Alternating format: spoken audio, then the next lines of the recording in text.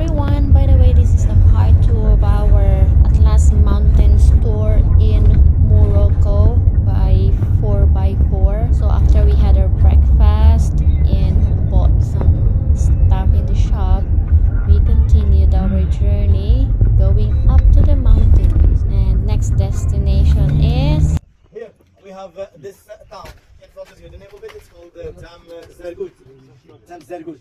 By the way, all the people living in the Atlas Mountains, they have decided to live by the oases, by the valleys, by the rivers, by the places where they have seen it possible for unirrigated agriculture. Which means nowadays, we say wherever you see a town, be sure that there is water. Water. Wherever you see a group of settlement people, so directly we have water. In Morocco in the past we used to say, wherever you see a crocodile, be sure that there is lake. But till 1950, we used to have crocodile till 1950. Now it's all been extinct. So those people, because of course of the location now, the majority they are working as a farmer. And as of course we suffer in this country from droughts, no rain. Some of them they have been obliged to move from the rural area to go to the big cities to find an income. Some of them they are well attached with the traditions. Those people wearing the jalabas with the same color that represent the Berber, the blue color. They don't want to move, so collecting fossils, making potteries, selling that to the locals or to the tourists. We have other ones, they don't have money to do this, so what they do, they block water coming from the Atlas Mountains, from some springs, to make it like a natural fish spa. So the tourists, the locals, they can stop to put, of course, their feet, of course, in the water, and the tiny fish come specially to clean their skin. Some others, they send the children by the main roads to sell like herbs, mint to people, to have an income. Stalactite. Take 2 pieces, this. No problem, I will look express it. Take 2 pieces, this. what's inside? Big crystal. No, this. How did it do that? This It's natural. Yes. It's natural forms like earth. We find like that on the What is ground. They find them. Yeah, but The mineral. just minerals. Yeah, minerals in an air pocket, and then all the gases form under high pressure, creates these bubbles which create these. But It's good. wow. Big crystal, big. So that's not natural rock. Yeah, natural. That's Use the inside. bubble. Wow. This one. We have white color. This one. This is unique. Yeah. I mean, this for 2 pieces. This. That's a green one. What is the green one? The jade. Wow. Yeah, we got that though. Yeah, we have that. Yeah. We already have this. I have the This sounds like gold, right? Yeah, different. This is this. Big crystal, small crystal. How much is it? How much is this? Wow. So we got to start. Where we got to start then? 100, do we? Give me 300. See, that is the first time I watched today. Give me a packet. No. About 150. Oh, 250. 150. 250, that's price. Why we meet in the middle at 200? 200, yeah. Okay. See? Another one? Ito naman yung mga mask ng Berber. Kasi parang sila yung warrior dati. And yan, marami pa mga stuff, typical stuff sa mga tourist places, mga bracelets, and then mga tawag dito, kung anong mga kaanik-anikan.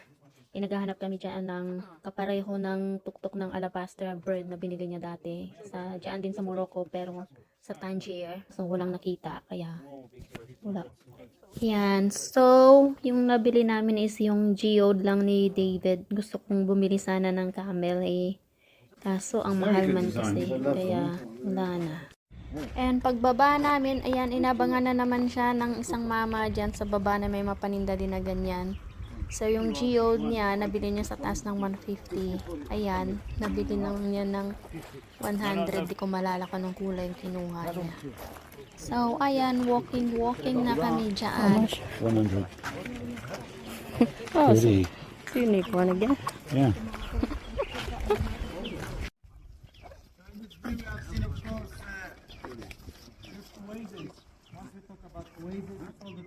Morocco palm trees they give, what they give as a fruit?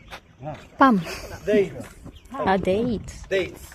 In some parts of the world, coconut, but in Morocco, date palms. You can see dates over there. Not all the palm trees they give dates, but only female palm trees. Oh. Because in palm trees you have male and female. Pollination between male and female is due to the wind Get a close up or of that. bees. But in here, those locals, even vendors, they work sometimes as farmers. They climb to the male palm tree, they catch the flower of it, they rush the female ones to be sure that they will have dates, to be sure that they will have an income. You can see how good there. By the way, here, men just sitting, talking to each other. Women are hard workers. Women hard workers. You can see here a lady. Yeah, man, we get an easy time of it. Yeah. Women hard workers. Yeah, men sit around, women do all the work. We're going to come and live here, honey. Huh? We're going to live here. Yeah. Yeah, because it's a car coming. Be careful, another Renault is coming. Ah.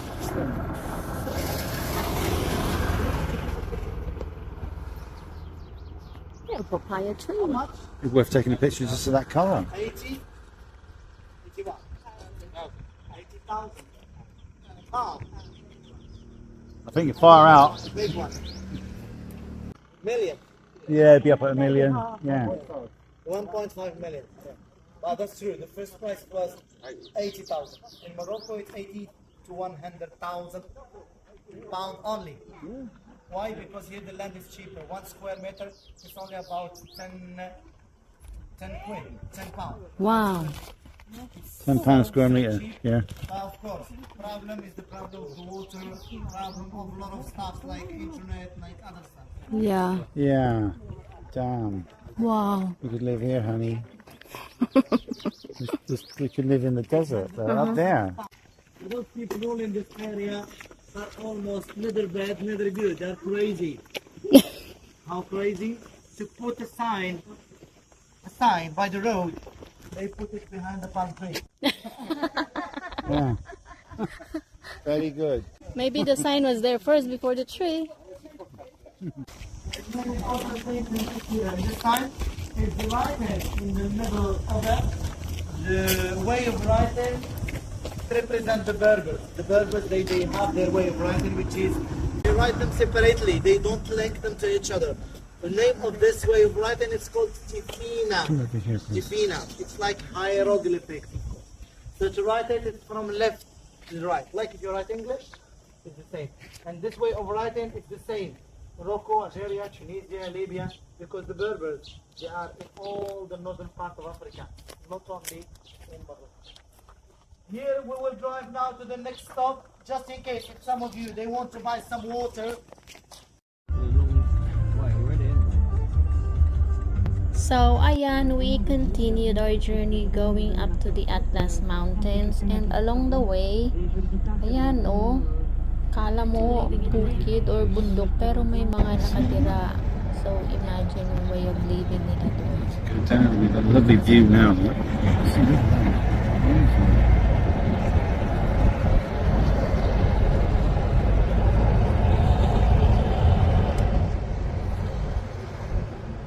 So, para ka na rin nagbibiyahe sa bitukang manok. Pero eto, unlike doon papuntang Baguio, may mga puno, di ba? Eto, imagine makikita mo yung barren kasi nga wala masyadong going down there.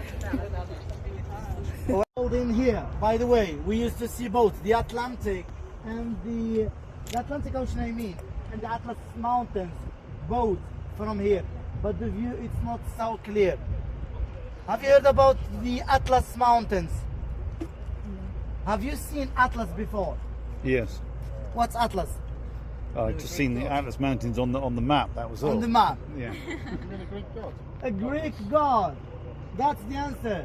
That's the superpower, of course. Atlas was a titan that was condemned by holding the whole globe in the top of his shoulders, and after that he was transformed to what it is That's why now, they call it rocks an atlas and then. mountains. So the name of that god is the Atlas, of course, titan. By the way, in Morocco we don't have only Atlas, but we have as well Reef Mountains. I'm sure you have never heard about Reef Mountains, but what I know is that you have heard about Alp in Europe. Alp. So the Alp and the Reef, they were one mountainous chain before the continent collision. Nowadays we have the Reef in the extreme north. Then we have the Atlas Mountains here from the part of it. By the way, the highest peak in this country, it's about 5 times Skiffle Pike. You know skiffle pie of England. It's more than Benefice, the highest peak in Scotland, in UK. Benefice. Then maybe 3 times Snowdon. It's about 13,000 feet. 13,000 feet, making it the second highest mountain in Africa after Wow. Kilimanjaro in Tanzania. Tanzania, that's the highest one. By the way, the Atlas Mountains is not an exclusivity. We don't say the Moroccan Atlas Mountains because these Atlas Mountains, they start from the hill in Agadir with the 3 words. Yeah, have you been there? Yeah. It's from there till the capital of Tunisia, Tunis. It's all Atlas Mountains. They run in a slanted line, southwestern part of Morocco to the northeastern part of Tunisia. As you know, those mountains, they have been formed throughout the geological history of the area through 4 stages. 4 stages: erosion, transportation, compaction, then solidification. At the beginning, it was all horizontal because the geologists, they believe in the principle. After that, what happened? Because the earth crust, as you know, it's made of 6 tectonic plates. When they smash into each other, the earth goes upward, making a shape of a mountain. This is what happens here millions of years ago. That's why we are talking about fault block mountains or low mountains, like that one there. But some mountains, they have been formed because as well of the volcanic activities. So in Morocco, only in the southern part of it, we call them the anti-Atlas, being formed because of that. So those mountains, they represent about 30% of Morocco's terrains. We thank God that those mountains, they protect almost the city of Agadir from the summer wind that is pushing the temperature right now. Marrakesh 44 degrees, southern part like Taroudan 47 degrees, down south is 50 degrees. Wow. You know? It's an omelette. You can fry. It's very, very, very hot. So those mountains, as you know, they are very rich of a lot of resources, including iron, including copper, including the main important thing in Morocco and for the Moroccans and for the world. It's the fertilizer of the land. We heard about phosphate. Phosphate, Morocco is the 3rd producer of phosphate in the world after America and China. So that's why, of course, here in Morocco we are known by different kind of fruit and vegetables, and that's why you have in your supermarket stuff from Morocco. So we will continue to the next stop where we have another different atmosphere of this activity to this place. So all those people living here, they are considered to be Berbers, but those people, they don't like to be called Berbers. Okay. Yeah? Why? Because the word Berber means barbarian. Oh. I see. And those people, they will not accept to be considered like a barbarian. This country, it was conquered, it was invaded, it was occupied many times, and those people, they used to defend just their land, their family. But all those invaders, they have considered them as the barbarians of the northern part of Africa. So they like to be called Amazigh. The word Amazigh means free people. And they say here, they have a station, they say, born free, live free, die free. And of course, those Berbers or those Amazigh, they are not only in Morocco, but from Morocco to Egypt. So we speak Tashkent. The problem of this country, no one understands each other. The Arabs, they don't understand the Berbers. The Berbers, they don't understand the Arabs. Then the Berbers speak different languages. And then in addition, you have like the French, the Spanish language, 6 languages in one place. By the way, this place, it used to be neglected, isolated, because the Berbers throughout the history, they have decided to live in the mountainous area, especially because they are considered to be less accessible, less hospitable to invading or occupying foreigners.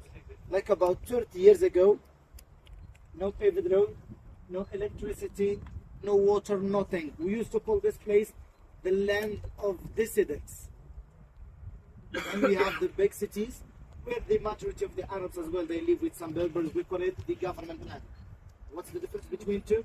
Those living in the cities, they have a lot of government facilities, hospitals, schools. The things that we didn't see today, they have it there. In the rural area, few schools. In the main villages, and the children, they have to walk they have to ride the mules and the donkeys to camp. In the past, they don't let the children go to school.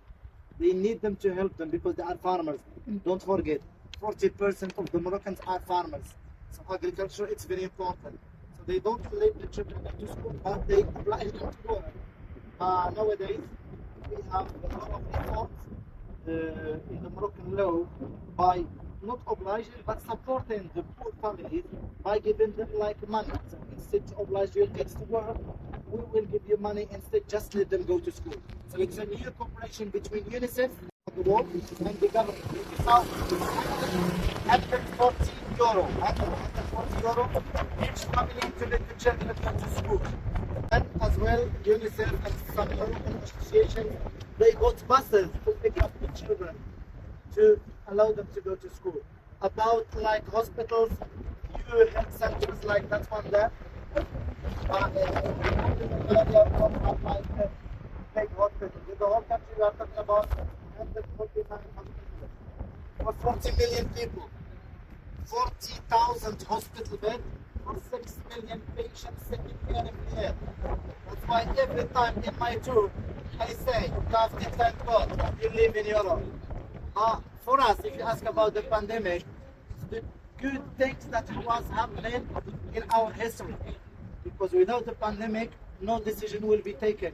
Now, lot of hospitals now, they will maybe finish the construction of them by this year. They have finished building now the big university hospital in the whole Africa. It's in Tangier. We will have a big university hospital in Agadir as well. Of course. So, of course, now we are scared. Those politicians, of course, they are scared. So they have to work. They have to help those people.